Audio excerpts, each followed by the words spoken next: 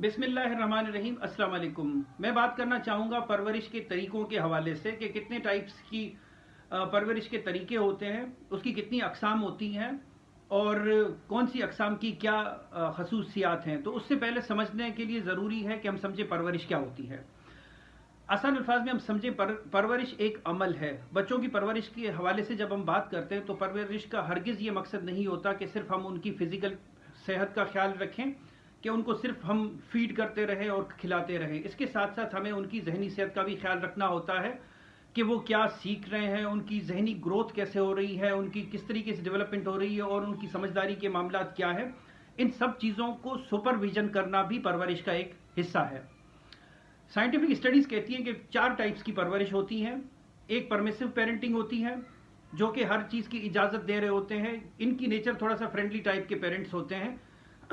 Rule setting नहीं होती इनके पास कि बच्चे को बताया जाए कि ये रूल है, ये डिसिप्लिन है, ये उठने का तरीका, ये बैठने का तरीका, इस वक्त पर ये चीज़ पूरी हो सकती है, ये नहीं हो सकती। तो अक्सर ये देखा गया है कि ये पेरेंट्स इजाज़त दे देते हैं, जो बच्चों की उनकी डिमांड होती है वो पूरी कर दी जाती है। याद रखिए, परवरिश के हवाले से 2 चीज़ों को हमेशा, एक डिमांड है और दूसरा रिस्पॉन्सिवनेस।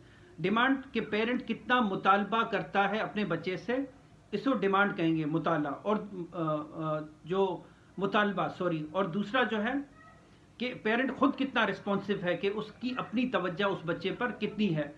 तो अब देखा यह गया है कि जो परमिसिव पेरेंटिंग होती है, जिसमें पेरेंट हर चीज़ के लिए उसको नो, इनकार का वर्ड बच्चे को सिखाया ही नहीं जाता, हर चीज़ उसकी पूरी कर दी जाती है। फरमाइशें भी अक्सर देखा गया है कि उनकी पूरी कर दी जाती हैं। तो इसमें पेरेंट खुद रिस्पॉन्सिव होते हैं, लेकिन उनकी तरफ से कोई डिमांड नहीं होती। डिमांड का मतलब यह है कि कोई बाउंड्री सेटिंग, कोई लिमिट सेटिंग, कोई उनको रूल सेटिंग का जो मामला होता है वो परमिसिव पेरेंट में देखा गया है कि नहीं होता। उसके बाद जो दूसरी टाइप है अथॉरिटेरियन। अथॉरिटेरियन में यह है कि जो वालिदैन हैं वो बच्चों पर डिमांड ज़्यादा रखते हैं लेकिन तवज्जो कम रखते हैं। मैं फिर रिपीट करना चाहूँगा कि उनके मुतालबात बच्चों से ज़्यादा होते हैं, उनकी एक्सपेक्टेशंस, उनकी तवक्कुआत बच्चों के साथ ज़्यादा होती हैं कि पढ़ाई में अच्छे नंबर लेने हैं, तुमने ये काम इस तरीके से करना है, ये काम नहीं करना है, अगर नहीं करना तो क्यों नहीं करना, उसकी एक्सप्लेनेशन बच्चों के साथ डिस्कस नहीं की जाती। उनको सिर्फ एक तरीका, अब अथॉरिटेरियन को आप आसान अल्फाज में यूँ समझ सकते हैं कि ये आमराना किस्म की पेरेंटिंग है, कि जिसमें बच्चे के साथ डिस्कस नहीं किया जाता, उसके साथ म्यूचुअल डिस्कशन नहीं की जाती कि तुम्हारी तरजीहात क्या हैं, तुम क्या चाहते हो, और अगर मैंने तुम्हें उस चीज़ के लिए मना किया है तो मैंने इस रीज़न से मना किया है। तो देखा गया है कि अथॉरिटेरियन जो आमराना टाइप की पेरेंटिंग होती है, उसमें ये चीज़ें डिस्कस बच्चों के साथ नहीं की जाती। तो इसके जो फ्यूचर कॉन्सिक्वेंसेस हैं कि बच्चे में खौफ आता है, बजाय इसके कि वो पेरेंट्स की रेस्पेक्ट करे। रेस्पेक्ट से ज़्यादा उन बच्चों में खौफ का एलिमेंट देखा गया है। इसके बाद तीसरी जो है नॉन इंडल्जेंट। अब इसमें ये होता है कि ना पेरेंट्स की डिमांड्स होती हैं, ना पेरेंट्स रिस्पॉन्स देते हैं।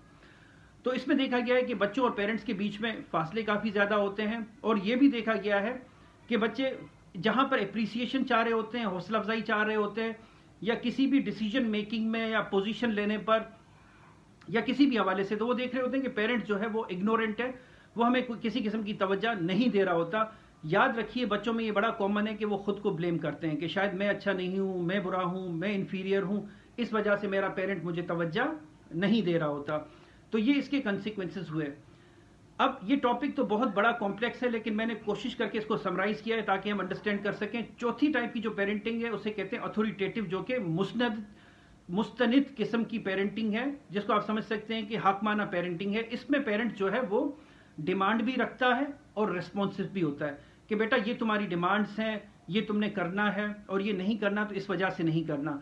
वो पेरेंट्स रूल्स भी रखते हैं लेकिन बच्चे के साथ टाइम स्पेंड करते हैं कि अच्छा बताओ तुम्हारा दिन कैसा गुजरा, तुम्हारे क्या मसले मसाइल हैं, या अब हमारी फैमिली में ये प्रॉब्लम्स हैं, इसको किस तरीके से सॉल्व करना चाहिए।